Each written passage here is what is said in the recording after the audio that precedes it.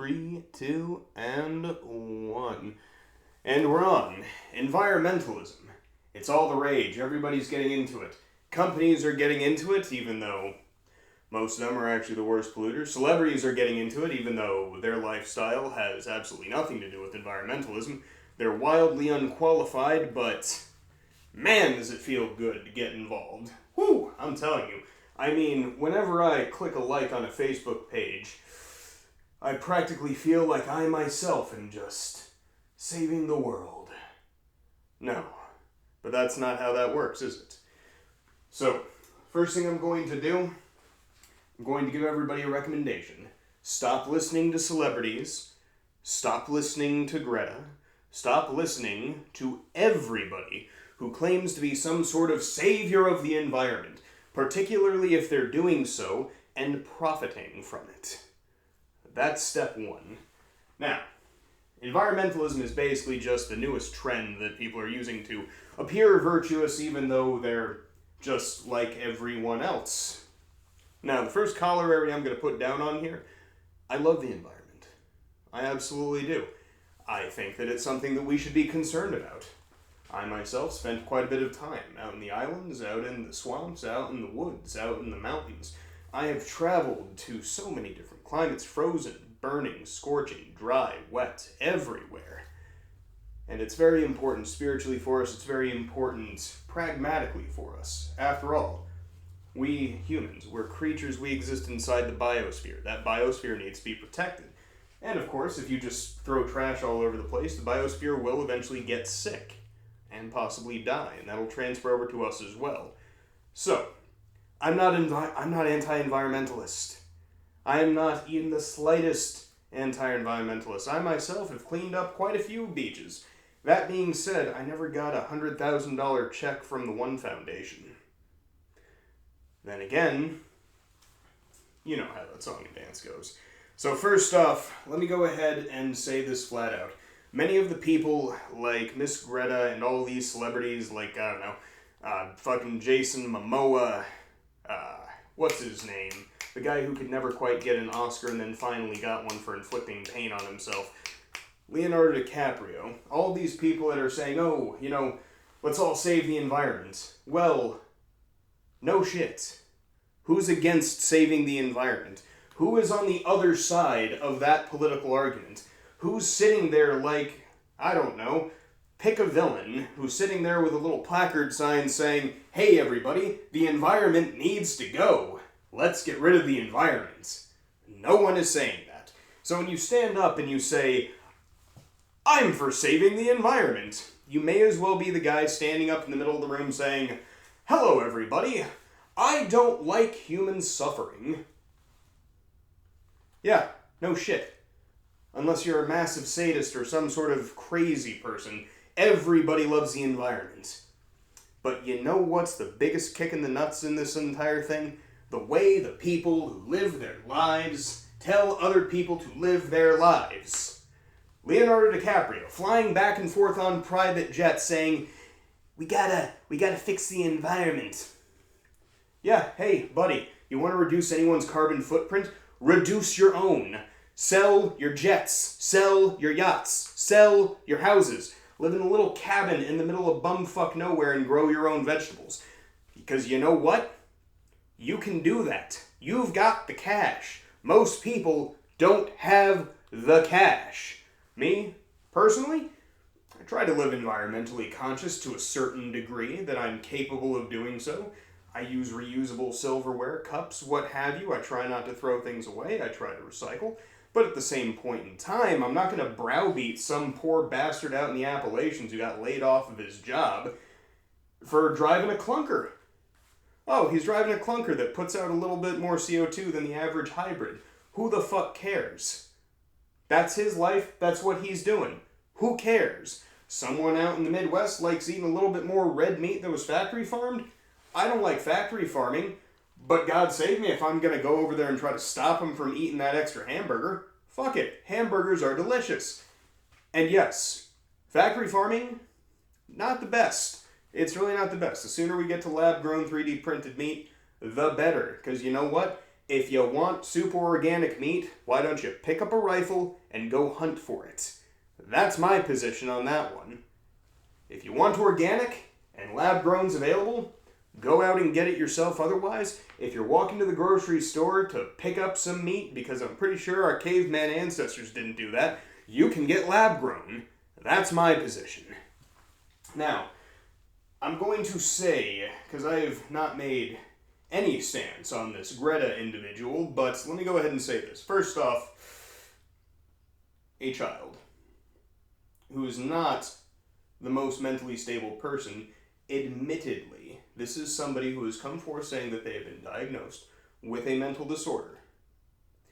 Okay, you should not be taking a child who is 16 years old, who has a mental disorder or various mental disorders, and putting them in the celebrity spotlight. You absolute mongrels. Speaking directly to her parents, speaking directly to George Soros, speaking directly to all these environmentalists, the Extinction Rebellion, the One Foundation, and every single other person who's pushing her to the forefront, do not use a mentally unstable child to fight your battles for you. How do I need to even say this? It's a terrible idea. Please stop. Put her back in school, get her some therapy. Just don't use a child. And then it comes to these celebrities. You've got Jason Momoa, who, by the way, great actor, love the guy.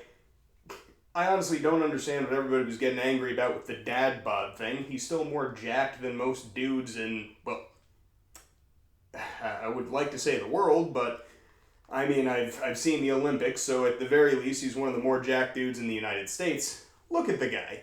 Come on, he seems like a cool guy. But when he gets up on stage and he's like, humanity is a cancer. Oh, is it? Is it, Mr. Momoa? Is humanity a cancer, or this country a cancer? The cancer that made you rich and famous beyond the dreams of most human beings that have ever existed in this world? Or us as a species, the species that builds nature preserves, the species that is exploring the stars, the species that is making a serious attempt to save many plants and animals from all around the world, something that no other species does. We're the cancer. Really? Jason Momoa, the man with multiple houses, multiple big old cars, spends all this time and money flying around the world just to tell everybody how their carbon footprint should be shrank?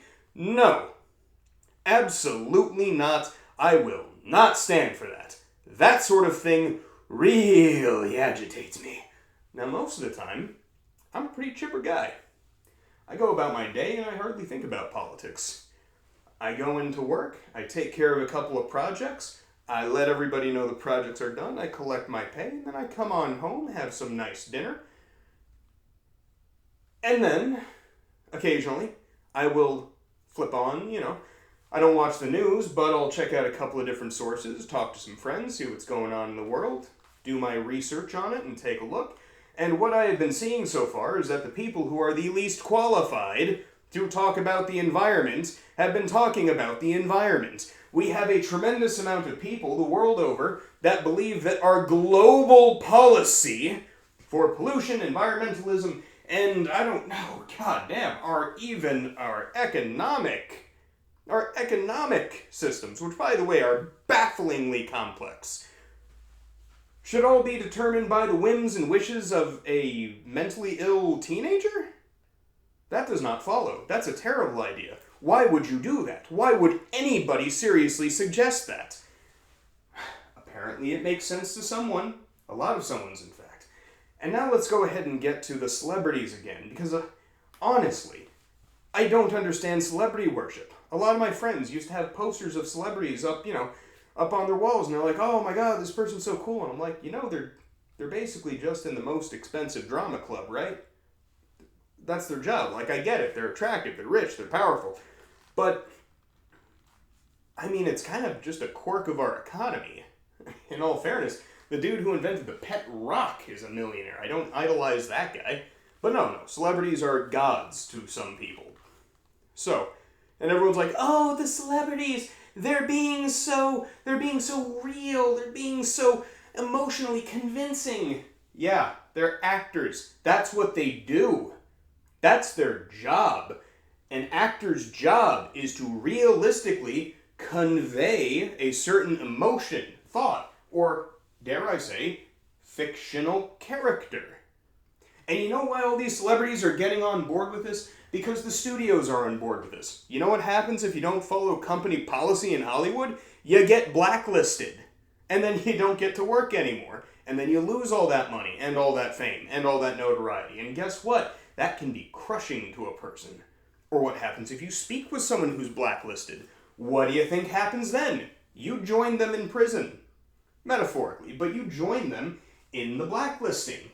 So yes, all these celebrities, oh, they seem so united. Of course they're united. They're following company policy or they get fired from their cushy jobs.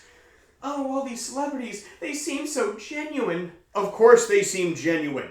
Their job is to appear genuine. How do these people not get it? Honestly, are these the kind of people that, I don't know, they watch an action movie and then they're like, yeah, why don't we just send these guys over to fight ISIS? Is that the kind of thought process that we're working with here? Because I'm starting to think that it might be. Well, I've gone on that rant though, but my point is, stop listening to celebrities, stop listening to teenagers when it comes to major world policy, stop being fooled by their emotional manipulation, and for the love of God, get Greta some help. She needs therapy. Oh, and one more thing. Her whole sailing across the world to come over here. Yeah, okay, sure. She was on a sail-powered boat. That boat is made out of wood that was cut down from a forest. It's wrapped in a skin of fiberglass produced in a factory. Factory was probably powered by coal, powered by fuel. The paint, the varnish, all of that produces chemical waste. The sails, I'm pretty sure there was something in them that produced some sort of chemical waste, unless they're 100% hand-spun canvas. Are you getting what I'm saying?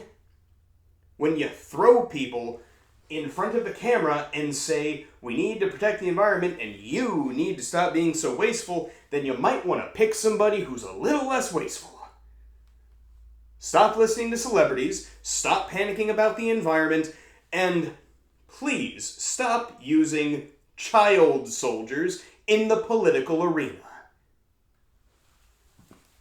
Remember, listen to no one, and have a good day.